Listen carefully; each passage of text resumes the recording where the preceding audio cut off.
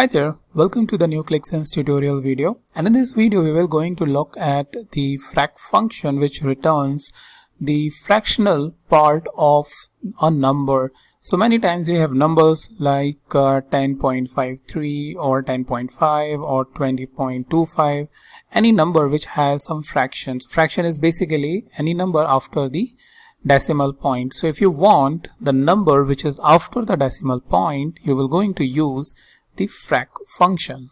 Alright, so to use that, what I can do is click on add measure, and I will say frac 10.55, anything which I can specify, or if you have a field name, you can even specify the field name and it will give you the fractional part of each field value. So if I press tab, what you get is the 0.55, and that's what this function just do, just give you the fractional part. Let's say you want to use it for any further analysis or anything which is part of your logic building for dashboard and report development, then you can go ahead and use the frac function to extract the fractional part. So that's pretty much it in this quick video, and I'll meet you in the new video with the new topic.